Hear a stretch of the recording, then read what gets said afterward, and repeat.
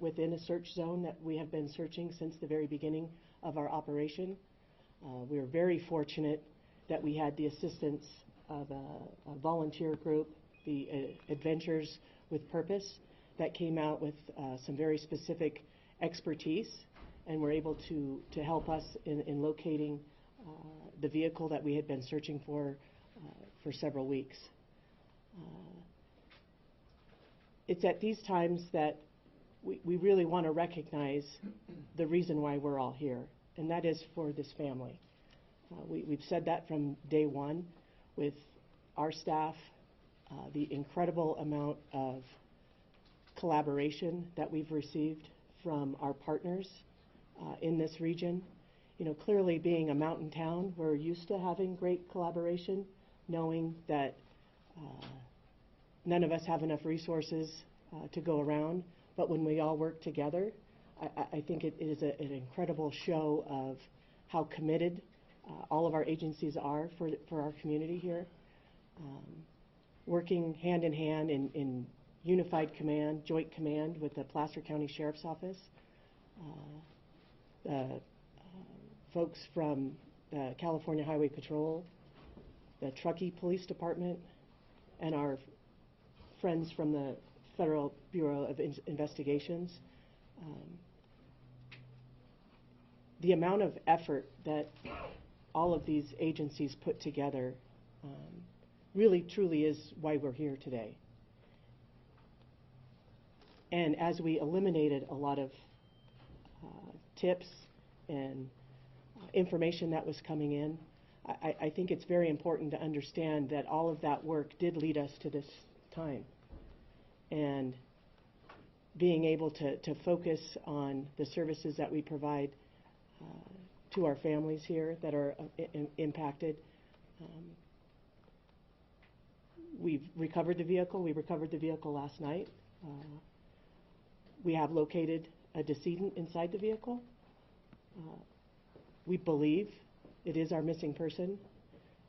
We have not been able to positively identify, but it's more than likely where we are today, and we wanted to make sure that the family had all that information first. The last thing we want to do is have them learn information outside of our team. So I think that is one of the points that I really want to make sure that our communities know, and the folks that are watching today know, is truly how committed we've been throughout these last few weeks in coming to this resolution. It's still an active investigation, and I understand there will be, and we will continue to receive lots of questions regarding our investigation, and we will release what we can. But at this time, our commitment is to this family, and that is where we will consistently reach for making decisions on what we release. And again, it is still a very active investigation. So again, I appreciate everyone being here, getting this information out. It is the reason why we're here is because of the community support and the amount of work that was put into this investigation to where we could clearly identify very specific areas to search. The Adventures with Purpose folks did just a fantastic job at being able to locate the vehicle as quickly as they did, based on, again, a lot of heavy lifting that the folks behind me have done throughout the last couple of weeks. So I appreciate everyone being here, and we'll open up for some questions. I'll go first. Yes, ma'am. What agency called in Adventure with Purpose, and when did you decide, if it was you guys, that we needed this extra help? Captain Sam Brown from my agency will be happy to answer this question. Yeah, thanks. The question was which agency requested. I'm not exactly sure that an agency had reached out and requested from within our unified command, but as everybody's reading online and seeing all the information that was coming out, and we realized that there was an interest from Adventures with Purpose, we did link up that group with Sergeant Mike Powers with the Placer County Sheriff's Office. They had lots of communication as they were going to be traveling to this area, and then a lot of detailed information that was shared that wasn't necessarily out to the public yet, that hopefully was of assistance to helping them locate the area to go to. You said the car was found in the area where you've been searching since the beginning. What did the AWP have that maybe you guys didn't have, or why was that missed in the initial search? Yeah, I think that's a great question. That's one that everybody's going to have, right, is how did we not find it when we were searching? The lake was extensively searched with side sonar, with an ROV. We had divers, we had swimmers. I think that's part of what we're going to have to go back to do and debrief.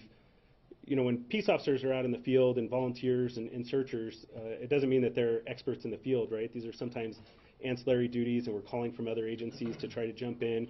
And tracking underwater is an extremely difficult thing to do.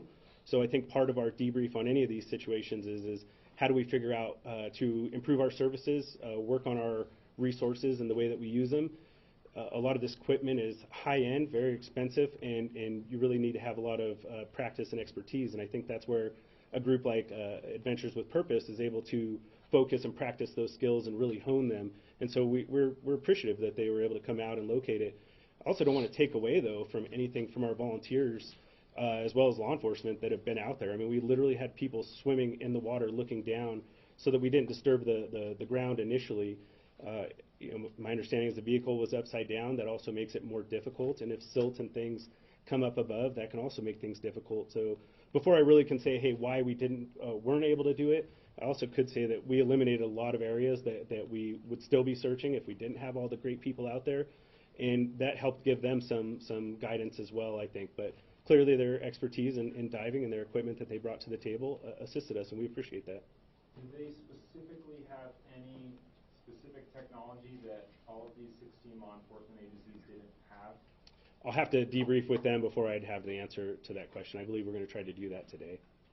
Adventures with a Purpose has referenced red tape a couple times, saying they don't have the red tape that maybe your assisting agencies have. What is that red tape, and why might it be easier for a private organization to do this? I don't know exactly what we're talking about in regards to red tape. I think that from the very beginning, we never deterred anybody other than certain scenes that we closed off at times that became areas of interest and we wanted to protect for evidence. So I don't know that there was any red tape ever put on this. I mean, if you look at the amount of man hours that went into it, it was like over 15,000, and I know it's even higher than that now. I don't think there was ever red tape. There were maps created for civilians to be out. The boat ramp in the lake were never actually shut down because the way we were looking at it is more eyes out there, the better off we're going to be for finding Kiely, and that was continually the goal. So I'm not sure that there was ever red tape. I think it comes down to lots of factors, and like I said, we're going to debrief and try to figure out how do we become better and do a better job at these types of operations. Why did agencies believe it was an abduction at first? Yeah, I think there was a lot of miscommunication. I don't know that it was ever labeled as an abduction. I think that you can never take that off the table, and so as we talked as a command group and unified command with all my partners that you see behind us, you couldn't remove that off the table because we hadn't found her. And so, you know, that was some of the struggles with some of the services that we wanted to obtain and things we wanted to do, but we couldn't say it wasn't an abduction, but we also never said that it was an abduction. I think that was clarified fairly early on, but we also probably wouldn't have received all the services and all the people if that wasn't an option. If this was truly a search and rescue mission, we may not have had all the resources to conduct interviews.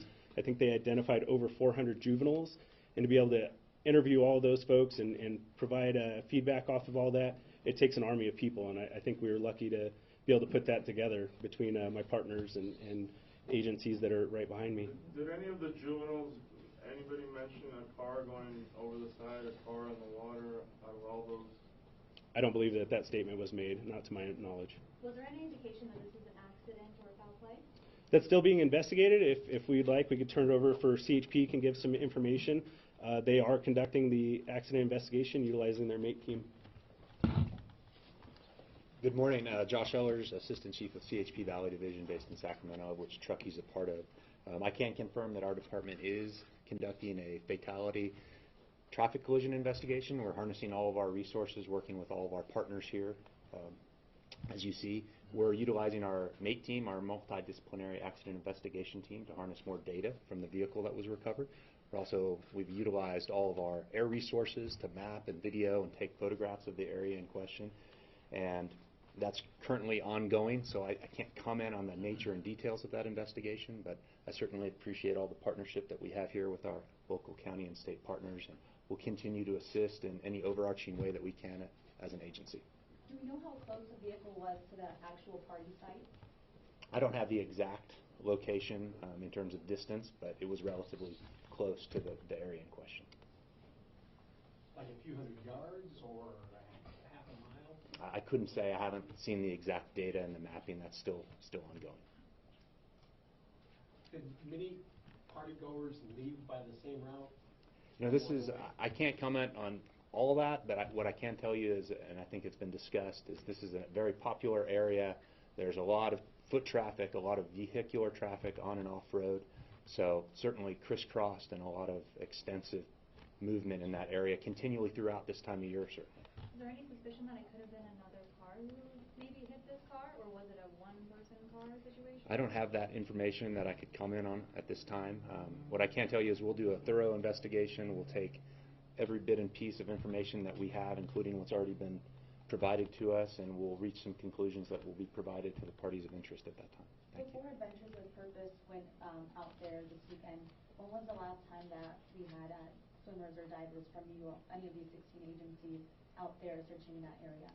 I'd defer back to the Nevada County Sheriff for that question. Yeah, I would say that we actually have had divers, not necessarily in Prosser, but in lots of bodies of water up until even the days that they were there.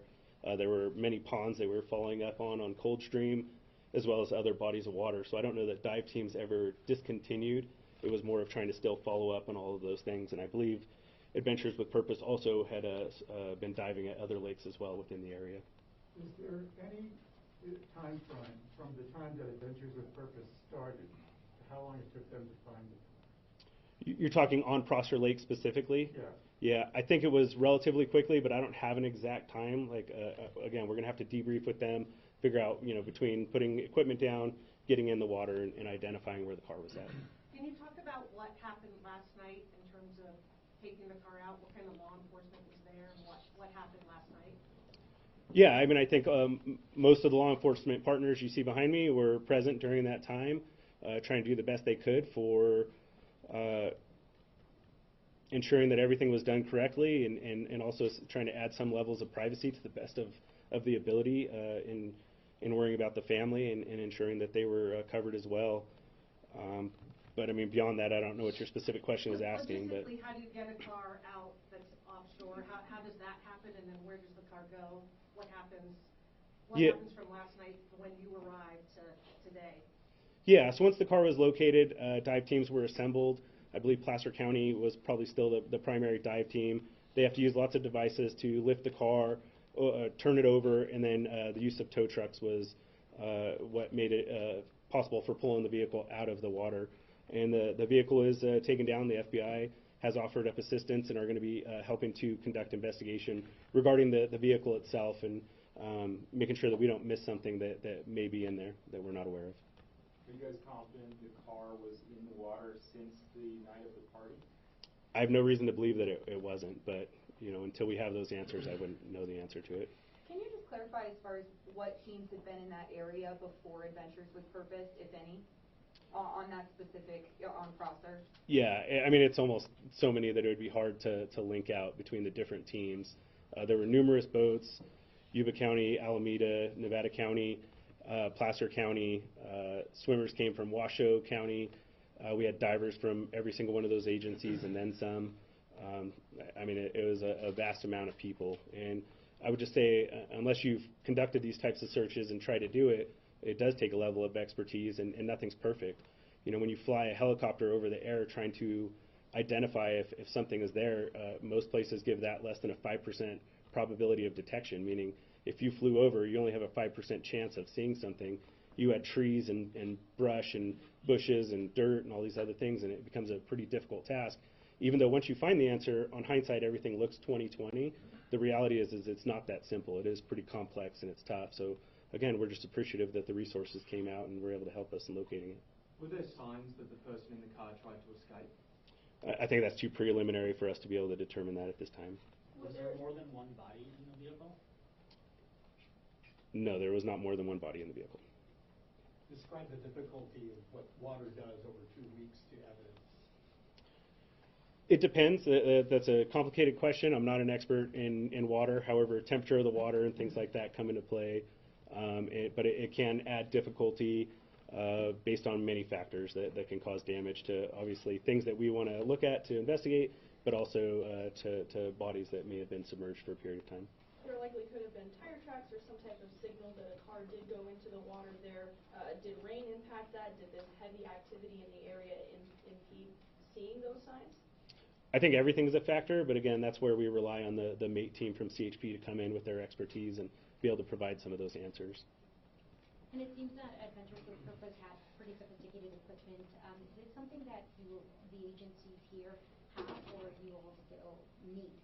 Yeah, I'll have to debrief with them to figure out what equipment exactly they use to see if it's items that we have or if it's a matter of training with the items that we have. So until we talk to them and know exactly what they used and how they went about it, I wouldn't be able to answer that correctly.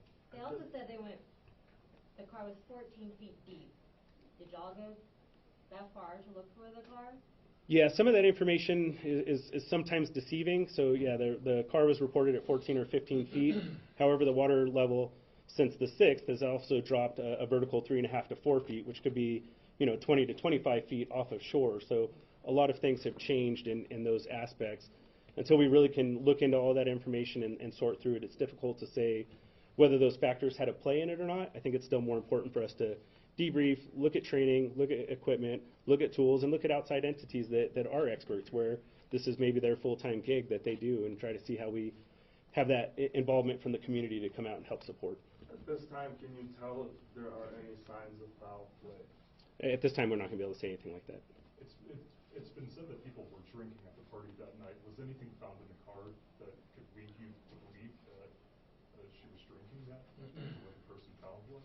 Yeah, the investigation's ongoing, so we're not going to be able to comment on that. It seemed like where they found the car, it might have been pretty far from the road. Do you have suspicions that maybe the people were parking on that little island?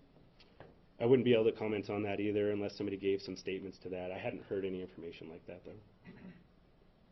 Do you have any theories as to how the car got in the water, and also what gear was the car found in?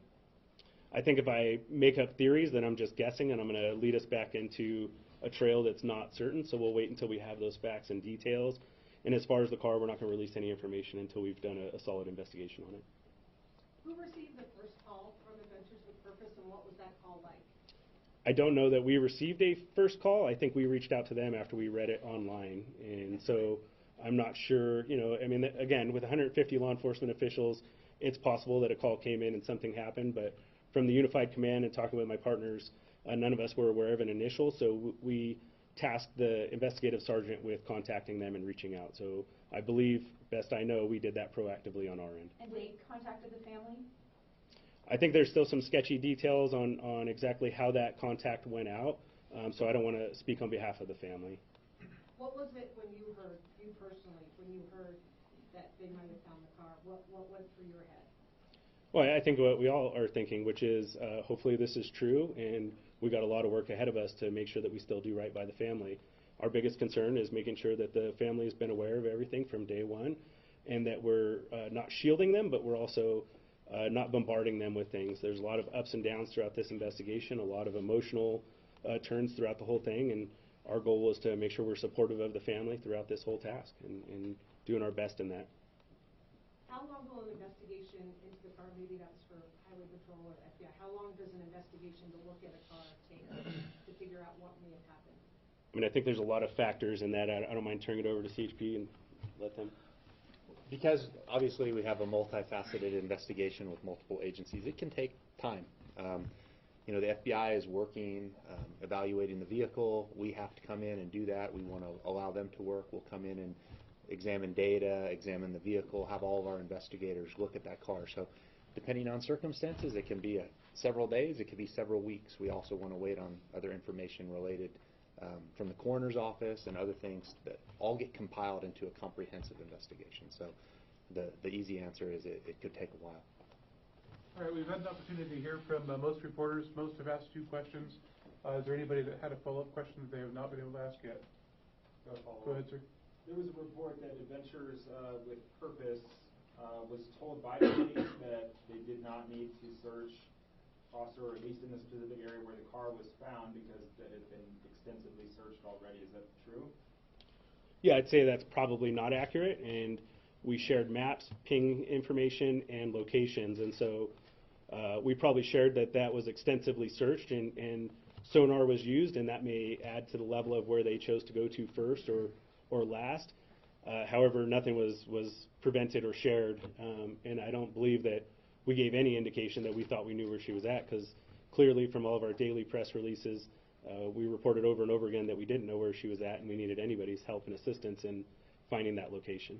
But you were working in partnership with Adventure with Purpose? Yeah, I believe that what ultimately occurred was that our sergeant was able to make contact with them, Sergeant Powers with the Placer County Sheriff's Office, come up with a plan and share information on where things were at. And so we're still appreciative, like I said, of them being able to locate the vehicle. Will they get the cash reward for helping find the vehicle and the body? It's not a question I'll be able to answer. May I ask, have you been able to determine a cause of death, and will there be a toxicology report conducted? The question was, have we determined cause of death, and will there be a toxicology inquest? Yes. Autopsy is scheduled for tomorrow. Toxicology results generally take 4 to 6 weeks for a return on those, and at that time we will provide that back over to Nevada County. Does anyone from the family want to make any comments at this point specifically about this massive search and all the tips that came in? Don't believe they do at this point. Yeah. So with that, we'll go ahead and wrap up the press conference. Thank you all for coming here today. We certainly appreciate it, and pay attention to both Placer County Sheriff's Office as well as Nevada County Sheriff's Office as we continue to share details as they become available. So thank you.